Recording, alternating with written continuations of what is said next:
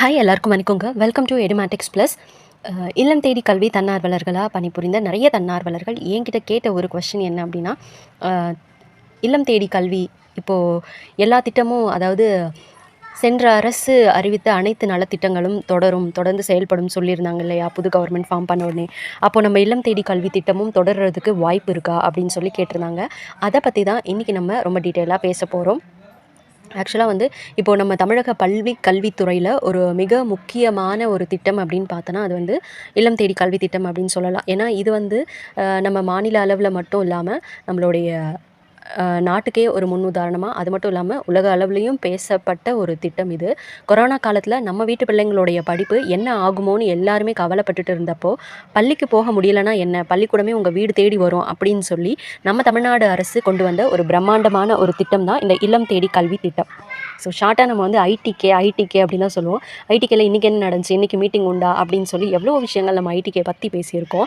And அது முடிஞ்சிருச்சு அப்படின்னு சொன்னப்போ அவ்வளோ ஒரு கஷ்டப்பட்டோம். ஸோ திரும்பவும் தொடங்குறதுக்கு ஒரு வாய்ப்பு இருக்குமா அப்படின்ற ஒரு கேள்வி எல்லாருக்குள்ளேயுமே இருக்குது. ஐடிகேல ஒர்க் பண்ணி நிறைய பேர் நல்ல ஜாபுக்கு போயிருக்காங்க. அண்டு அது மட்டும் இல்லாமல் ஏஐயா இப்போ ஒர்க் பண்ணிகிட்ருக்காங்க. ஸோ நிறைய விஷயங்கள் ஐடிகே நமக்கு தெரியப்படுத்தி தெரிஞ்சுக்க வச்சுருக்கு அப்படின்னு தான் நம்ம சொல்லணும். ஸோ ஆரம்பித்த புதுசில் லட்சக்கணக்கான தன்னார்வலர்கள், கோடிக்கணக்கான மாணவர்கள் அப்படின்னு சொல்லி இந்தியாவை திரும்பி பார்த்த ஒரு மாபெரும் கல்வி புரட்சியாக இது இருந்துச்சு. ஆனால் இப்போது ஆட்சி மாற்றங்கள், புதிய பட்ஜெட், பள்ளிகள் முழுமையாக இப்போது செயல்பட ஆரம்பித்த பிறகு அந்த சூழல் எல்லாமே கொஞ்சம் கொஞ்சமாக மாற ஆரம்பிச்சிருச்சுன்னு தான் சொல்லணும். கடந்த சில மாதங்களாக நடந்துகிட்ருக்க இப்போது விஷயம் அப்படின்னு பார்த்தா, அதாவது நம்ம மார்ச்சோட க்ளோஸ் பண்ணிட்டாங்க. ஏப்ரல், மே இந்த 2 மாதமே இல்லம் தேடி கல்வி நடக்கவே இல்லை. ஸோ ஜூனில் இருந்து திரும்பவும் ஆரம்பிக்கிறதுக்கு வாய்ப்பு இருக்கா? ஏன்னா இந்த திட்டத்தில் வேலை பார்க்குற தன்னார்வலர்கள் மத்தியில் ஒரு பெரிய கேள்வி இது. ஏன்னா இது ஒரு ஊக்கத்தொகையோட தன்னார்வலர்களை மாணவர்கள் கூட பயணிக்க வச்ச ஒரு திட்டம். அது மட்டும் இல்லாமல் எக்ஸிபிஷன் அப்படின்னு சொல்லிலாம் நிறைய விஷயங்கள் பண்ணிகிட்ருந்தோம். இல்லம் தேடி கல்வி திட்டம் இப்போ தொடர்ந்து செயல்படுமா? டிவிகே அரசு இந்த திட்டத்தை தொடர்ந்து ரன் பண்ண போகிறாங்களா, இல்லை இதோட முடிச்சிட போகிறாங்களா? அரசு தரப்புலேருந்து சில விஷயங்கள் நடந்துகிட்ருக்கு. அது நம்மளுக்கு அந்த அளவுக்கு அதிகாரப்பூர்வமாக இன்னும் தெரியலை. இருந்தாலும் நம்ம இதையெல்லாம் கொஞ்சம் யூகிச்சுக்கலாம் அப்படின்னு தான் சொல்லணும். ஸோ இதை பற்றி தான் நம்ம அக்கு வேற ஆணி வேற பார்க்க போகிறோம். நம்ம முழுமையாக அனலைஸ் பண்ண போகிறோம். நீங்கள் ஒரு பெற்றோராக இருந்தாலும், இல்லை இந்த திட்டத்தில் இருக்கக்கூடிய தன்னார்வலராக இருந்தாலும், இந்த வீடியோ உங்களுக்கு ரொம்ப ரொம்ப முக்கியம். வீடியோவை ஸ்கிப் பண்ணாமல் கடைசி வரைக்கும் பாருங்கள். அதுக்கு முன்னாடி நம்ம எடுமேட்டிக்ஸ் ப்ளஸ் சேனலை இன்னும் நீங்கள் சப்ஸ்கிரைப் பண்ணலை அப்படின்னா உடனே சப்ஸ்கிரைப் பண்ணிவிட்டு பக்கத்தில் இருக்கிற பெல் ஐக்கானையும் கிளிக் பண்ணிக்கோங்க. வாங்க வீடியோக்குள்ளே போகலாம். இல்லம் தேடி கல்வி, ஃபஸ்ட்டு இதனுடைய பேக்ரவுண்ட் என்ன, இதனுடைய இம்பார்ட்டன்ஸ் என்ன, ஏன் கொண்டு வரப்பட்டது அப்படிங்கிறத பார்ப்போம். முதல்ல இந்த இல்லம் தேடி கல்வி திட்டத்தோட முக்கியத்துவத்தை நம்ம புரிஞ்சுக்கிட்டாதான் இது தொடருமா இல்லையாங்கிறதுக்கான காரணம் நமக்கு விளங்கும். உங்கள் எல்லாருக்குமே நல்லா ஞாபகம் இருக்கும், 2020-21 கொரோனா பெருந்தொற்று காரணமாக கிட்டத்தட்ட 1.5 வருஷத்துக்கு மேலே பள்ளிக்கூடங்கள் எல்லாமே மூடப்பட்டு இருந்துச்சு. ஆன்லைன் வகுப்புகள் நடந்தாலும் அரசு பள்ளிகளில் படிக்கக்கூடிய ஏழை எளிய மாணவர்களுக்கு மொபைல் ஃபோன் வசதியோ இன்டர்நெட் வசதியோ பெரிய அளவில் கிடைக்கல. இதனால் மாணவர்களிடையே ஒரு மிகப்பெரிய கற்றல் இடைவெளி, லேர்னிங் கேப்புன்னு சொல்லுவோம், கற்றல் இடைவெளி உருவாச்சு. அதாவது 5ஆம் வகுப்பு படிக்க வேண்டிய பையனுக்கு 2ஆம் வகுப்பு தமிழ் புத்தகத்தை கூட வாசிக்க தெரியாத ஒரு மோசமான சூழல் நிலவிட்டு இருந்துச்சு. இந்த கற்றல் இடைவெளியை போக்க தற்காலிக தீர்வாக 2021 அக்டோபர் மாதம் மாண்புமிகு தமிழக முதலமைச்சராக இருந்த திரு மு க ஸ்டாலின் அவர்களால் விழுப்புரம் மாவட்டம் முதலியார் குப்பத்தில் இந்த திட்டம் அதிகாரப்பூர்வமாக தொடங்கி வைக்கப்பட்டுச்சு. இந்த திட்டத்துடைய கட்டமைப்பு எப்படி இருந்துச்சு தெரியுமா? ஸ்கூல் முடிச்சுட்டு ஈவினிங் ஒரு 5 மணிலேருந்து 7 மணி வரைக்கும் மாணவர்களுடைய இருப்பிடத்துக்கே போய் பாடம் சொல்லித்தரணும். இதுக்காக லட்சக்கணக்கான டிகிரி முடித்த பெண்கள், +2 முடித்த பெண்கள், இளைஞர்கள் அப்படின்னு சொல்லி தன்னார்வலர்களாக அவங்கள தேர்ந்தெடுக்கப்பட்டாங்க. அவங்களுக்கு அரசு சார்பில் ஒரு சிறிய ஊக்கத்தொகை, அதாவது 1000 ரூபாய் வழங்கப்பட்டுச்சு. இந்த திட்டம் மூலமாக 1லிருந்து 8ஆம் வகுப்பு வரை படிக்கக்கூடிய ஒரு 25 லட்சத்துக்கும் மேற்பட்ட அரசு பள்ளி மாணவர்கள் பயனடைஞ்சாங்க. ஆரம்பத்தில் 12 மாவட்டங்களில் தொடங்கப்பட்டு அதுக்கப்புறம் தமிழ்நாடு முழுக்க இது விரிவுபடுத்தப்பட்டுச்சு. பல சர்வதேச அமைப்புகளே என்ன சொல்லுச்சுன்னா, இது ஒரு சிறந்த மாடல் அப்படின்னு சொல்லி பாராட்டினாங்க. ஸோ உலக அளவில், சர்வதேச அளவில் பாராட்ட பெற்ற ஒரு திட்டம் தான் நம்ம இல்லம் தேடி கல்வி திட்டம், ஐடிகே. இதை நம்ம எந்த இடத்துல வேணாலும் பெருமையாக சொல்லிக்கலாம். இப்போ எழுந்திருக்கிற சந்தேகங்களும் தற்போதைய நிலை என்ன அப்படின்னு சொல்லி பார்த்தோன்னா, சரி, இவ்வளோ சிறப்பான திட்டமாக இருக்க இந்த திட்டத்துக்கு இப்போ என்ன பிரச்சனை, எதுக்காக மக்கள் இது தொடருமா, தன்னார்வலர்கள் ஏன் இது தொடருமா அப்படின்னு கேட்குறாங்க. அதுக்கான காரணங்களை நம்ம இப்போது வரிசையாக பார்ப்போம். ஃபஸ்ட்டு காரணம், கொரோனா காலம் முடிஞ்சிருச்சு. இந்த திட்டத்தோட அடிப்படை நோக்கமே கொரோனா கால கற்றல் இழப்பை சரி செய்கிறது தான். இப்போ பள்ளிகள் எல்லாமே வழக்கம் போல் முழு நேரமாக இயங்கிட்டு வர ஆரம்பிச்சிருச்சு. அந்த கொரோனா தொற்று காலம் எல்லாமே போயிடுச்சு. மாணவர்களும் இயல்பு நிலைக்கு வந்துட்டாங்க. அப்போது இன்னும் இந்த மாலை நேர வகுப்புகள் தேவையா அப்படிங்கிற ஒரு கேள்வி கல்வித்துறை அதிகாரிகள் மத்தியில் எழுந்துருச்சு. அதே போல் 2வது விஷயம் பட்ஜெட். நிதி ஒதுக்கீடு செய்கிறாங்க இல்லையா? எந்த ஒரு அரசாங்கமாக இருந்தாலும் ஒரு தற்காலிக நோக்கத்துக்காக கொண்டு வரப்படுற திட்டத்துக்கு தொடர்ந்து பல கோடி ரூபாய்களை ஒதுக்கீடு செய்வது பட்ஜெட் ரீதியாக ஒரு சவாலான விஷயம். தன்னார்வலர்களுக்கான ஊக்கத்தொகை வழங்குறதுல சில மாவட்டங்களில் தாமதம் ஏற்படுது அப்படின்னு செய்திகள் வந்ததை நீங்கள் வந்து பார்த்துருப்பீங்க.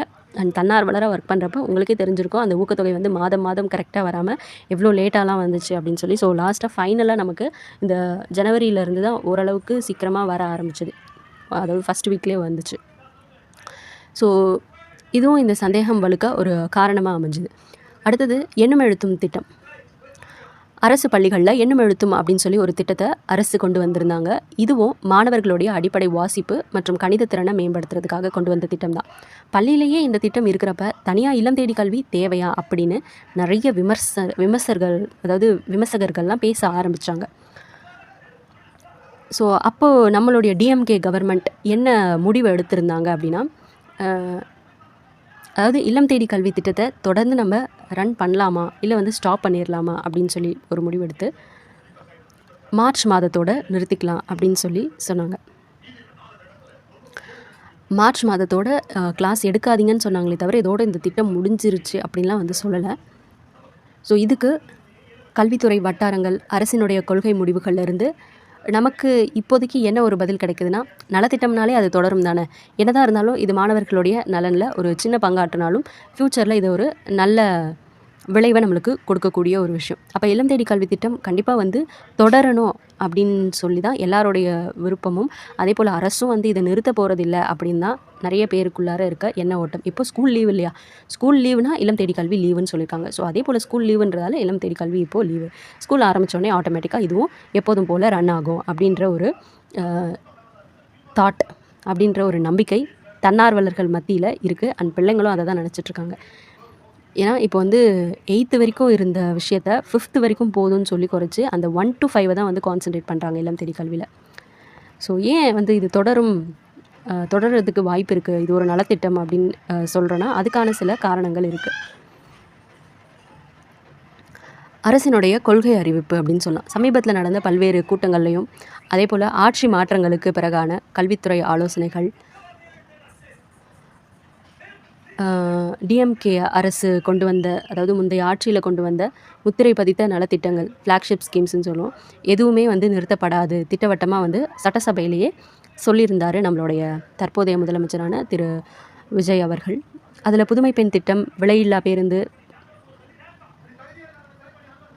அதாவது விடியல் பயணம் திட்டம் சொன்னோம் இல்லைங்களா, அப்புறம் தமிழ் புதல்வன் திட்டம், மகளிர் உரிமை தொகை திட்டம், இந்த மாதிரி இந்த இல்லம் தேடி கல்வி திட்டமும் முதலமைச்சருக்கு மிகவும் நெருக்கமான ஒரு திட்டம் தான். ஸோ மேபி இதை வந்து தொடர்ந்து ரன் பண்ணுறதுக்கு வாய்ப்பு இருக்குது. அண்ட் இன்னொரு விஷயம், கிராமப்புற மாணவர்களுடைய முன்னேற்றம். பள்ளிகள் திறந்துட்டாலும் கிராமப்புறங்களில் இருக்கிற ஏழை மாணவர்களுக்கு வீட்டுக்கு வந்த உடனே ஹோம்ஒர்க் செய்யவோ சந்தேகங்களை கேட்கவோ வீட்டில் வந்து ஆட்கள் இருக்கிறது இல்லை. இந்த இல்லம் தேடி கல்வி மையங்கள் அவங்களுக்கு ஒரு மாலை நேர டியூஷன் சென்டர் போல்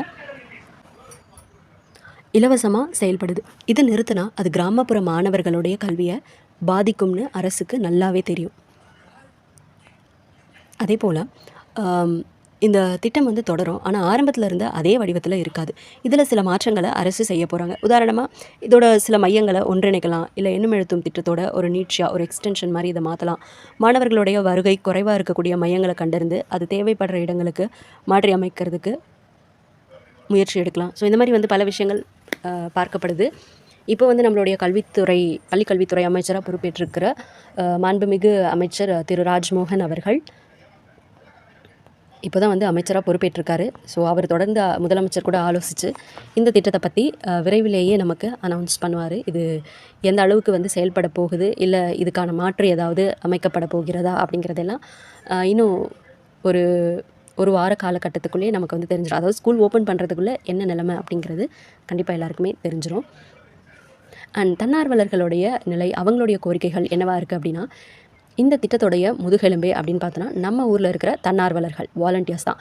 அவங்களுடைய நிலை என்னங்கிறதையும் நாம் இந்த வீடியோவில் கண்டிப்பாக பேசி ஆகணும். லட்சக்கணக்கான பட்டதாரி பெண்கள் தங்களுக்கு கொடுத்த ஊக்கத்தொகையை விட சேவை மனப்பான்மையோடு தான் இந்த காரியத்தை செஞ்சுட்டு வந்தாங்க. இப்போது திட்டம் தொடராது அப்படின்னு சொல்லிட்டு வர இந்த தகவல் வந்து அவங்களுக்கு ரொம்ப பெரிய ஒரு குழப்பத்தை ஏற்படுத்தும். தொடரும் அப்படின்னு சொல்லி வந்துச்சுன்னா ரொம்ப பெரிய ஒரு நிம்மதியாக அவங்களுக்கு கொடுக்கும். இருந்தாலும் தன்னார்வலர்கள் தரப்பிலிருந்து சில கோரிக்கைகள் வைக்கப்பட்டு வருது. அவங்களுக்கு வழங்கக்கூடிய அந்த ஊக்கத்தொகையை உயர்த்தி வழங்கணும், திட்டம் வந்து தொடரணும், ஊக்கத்தொகையை உயர்த்தி கொடுக்கணும். அதே போல் அரசு பள்ளிகளில் காலியாக இருக்கக்கூடிய பணியிடங்களில் தங்களுக்கு வந்து முன்னுரிமை வழங்கணும் அப்படின்னு சொல்லி இவங்க அரசாங்கத்துக்கிட்ட நிறைய கோரிக்கைகளை வச்சுட்டு வராங்க.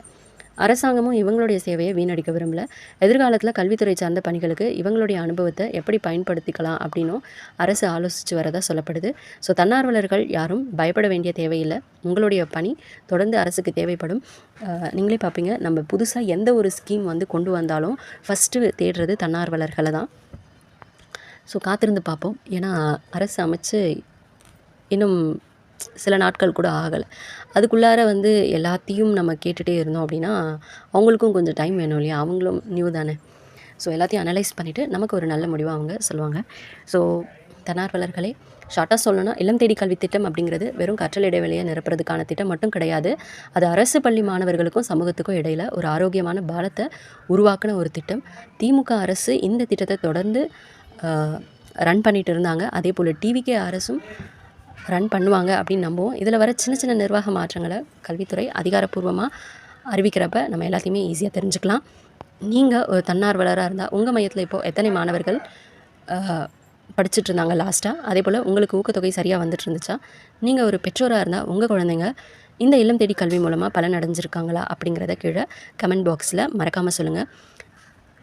இந்த வீடியோ உங்களுக்கு ரொம்பவே பயனுள்ளதாக இருந்திருக்கும்னு நான் நம்புகிறேன். இந்த முக்கியமான தகவலை உங்களுடைய ஃப்ரெண்ட்ஸ், முக்கியமாக உங்களோட ஆசிரியர்கள் மற்றும் இல்லம் தேடி கல்வி தன்னார்வலர்களுக்கு உடனே ஷேர் பண்ணுங்கள். வீடியோவுக்கு ஒரு லைக் போட்டுருங்க. மேலும் இதே மாதிரி கல்வி சார்ந்த, வேலைவாய்ப்பு சார்ந்த செய்திகளுக்கு அரசு கொண்டு வர புதிய திட்டங்களை பற்றி தெரிஞ்சுக்கிறதுக்கு நம்ம எடுமேட்டிக்ஸ் ப்ளஸ் சேனலை சப்ஸ்கிரைப் பண்ணிக்கோங்க. மீண்டும் அடுத்த ஒரு பயனுள்ள வீடியோவில் உங்களை சந்திக்கிறேன். தேங்க்யூ.